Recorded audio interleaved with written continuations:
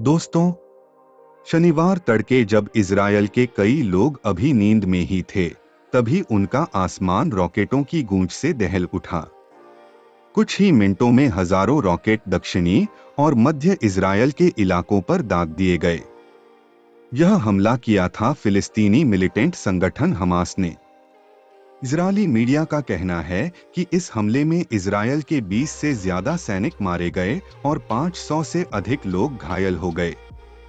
Israel ने भी जवाबी कार्रवाई में गाजा पट्टी और वेस्ट बैंक के इलाकों पर हवाई हमले शुरू कर दिए, जहां हमास का दबदबा है। इजरायल के प्रधानमंत्री बेंजामिन नेतन्याहू ने हमास के खिलाफ युद्ध का ऐलान कर दिया है। हमास का कहना है कि इजरायल ने मई 2021 में यरूशलेम में मुसलमानों का पवित्र अल अक्सा मस्जिद को नुकसान पहुंचाया था। उसका यह भी कहना है कि इजरायल ने कई दशकों से गाजा पट्टी की घेराबंदी कर रखी है, जिससे वहां रहने वाले लोगों को अनाज और जरूरी दवाओं की भीषण तंगी का सामना करना पड़ता है। यह भी कि इजरायल बार बार किए जाने वाले हमलों में फिलिस्तीनी महिलाओं और बच्चों को भी नहीं बख्शता, लिहाजा इन सब बातों का बदला लेने के लिए इजरायल पर हमला किया गया है। हमास की मिलिट्री विंग के लीडर मोहम्मद दईफ ने दावा किया कि ऑपरेशन अल अक्सा स्टॉर्म के तहत इजरायल पर 5000 से ज्यादा रॉकेट दागे गए। आइए जानते हैं कि हमास कौन है। हमास एक फिलिस्तीनी मिलिटेंट ग्रुप है। यह वेस्ट बैंक और गाजा पट्टी के फिलिस्तीनी बसावट वाले इलाके के दो मुख्य राजनीतिक दलों में से एक है। गाजा पट्टी करीब 10 किलोमीटर चौड़ा और 41 किलोमीटर लंबा इलाका है। वहां 22 लाख से ज्यादा लोग ठुंसे हुए हैं। उस इलाके पर अभी हमास का नियंत्रण और शासन है। हमास अपने राजनीतिक विचारों में उग्रता और गतिविधियों में हिंसा के लिए जाना जाता है। एक तरह से यह मिलिट्री विंग ही है। इजरायल, अमेरिका, यूरोपियन यूनियन और ब्रिटेन सहित कई देश इसे आतंकवादी संगठन घोषित कर चुके हैं। इजरायल ने 1967 के इजरायल अरब युद्ध में जीत के बाद फिलिस्तीन के दो इलाकों वेस्ट बैंक और गाजा पट्टी पर कब्जा कर लिया था। उस कब्जे के विरोध में फिलिस्तीनियों ने विद्रोह शुरू किया। उसे इंतिफादा नाम दिया गया। पहले इंतिफादा की शुरुआत के बाद 1980 के दशक में हमास की स्थापना की गई थी।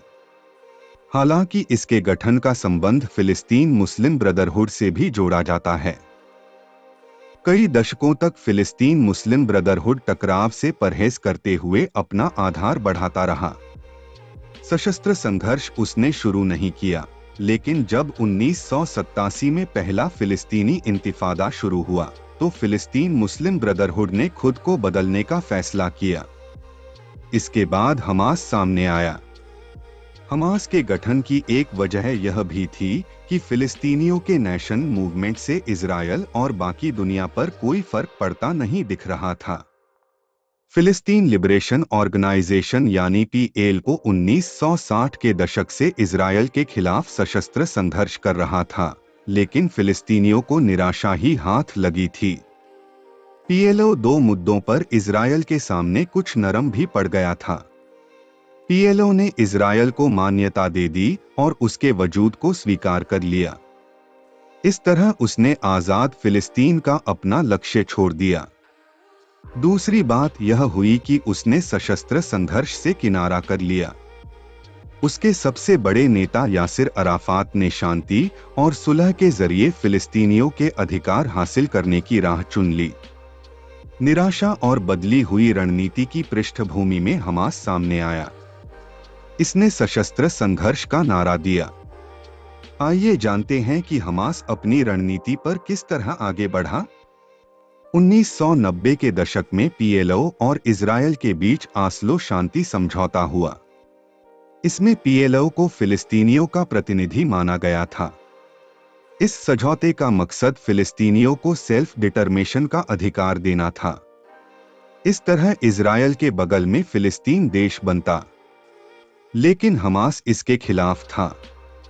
उसका मानना था कि इस तरह तो फिलिस्तीनी शरणार्थी उस जगह पर लौटने का अपना अधिकार खो बैठेंगे जो 1948 में इजरायल ने उनसे छीन ली थी। ओस्लो शांति समझौते को पलीता लगाने के इरादे से हमास ने आत्मघाती हमले शुरू कर दिए। इनमें कई इजरायली मारे गए। जवाब में इजरायल ने हमास के एक बड़े नेता याह्या अयाश को 1995 में मार डाला। बाद में इजरायल ने ओस्लो शांति समझौते से हाथ खींच लिए। हमास के हमलों से बने माहौल में इजरायल में बेंजामिन नेतन्याहू जैसे नेता का उदय हुआ।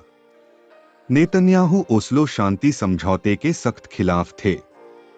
कुल मिलाकर ओस्लो शांति समझौता टूटने में हमास के साथ इजरायल के नेतन्याहू जैसे कट्टर विचारों वाले नेताओं का भी हाथ था। वे पीएलओ को कोई रियायत देने के खिलाफ थे। फिलिस्तीनी इलाकों में बसाए जा चुके इजरायली लोगों ने भी इस समझौते का विरोध किया था। आइए जानते हैं कि हमास को राजनीतिक ताकत कैसे मिली। साल 2006 में वेस्ट बैंक और गाजा पट्टी में फिलिस्तीनियन लेजिस्लेटिव काउंसिल के चुनाव कराए गए। उसमें हमास ने बड़ी जीत दर्ज की। इसकी एक वजह तो यह थी कि इजरायल के बार बार के हमलों में अपने लोगों को खो चुके फिलिस्तीनियों ने हमास को जमकर सपोर्ट किया। वहीं गरीबों और जरूरतमंदों को मदद देने की हमास की रणनीति से भी कई लोग प्रभावित हुए। तीसरी बड़ा कारण था शांति प्रक्रिया की विफलता। इसके चलते फिलिस्तीनियों का इस बात से भरोसा उठ गया था कि इजरायल के साथ शांति के साथ कोई समझौता हो सकता है। आइए जानते हैं कि इजरायल और हमास के बीच टकराव का इतिहास क्या है। दोनों पक्षों में रह रहकर हिंसक टकराव होता रहता है। इससे पहले सबसे खतरनाक टकराव हुआ था 2014 में। तब 50 दिनों तक चले संघर्ष में करीब 2,500 फिलिस्तीनी मारे गए थे।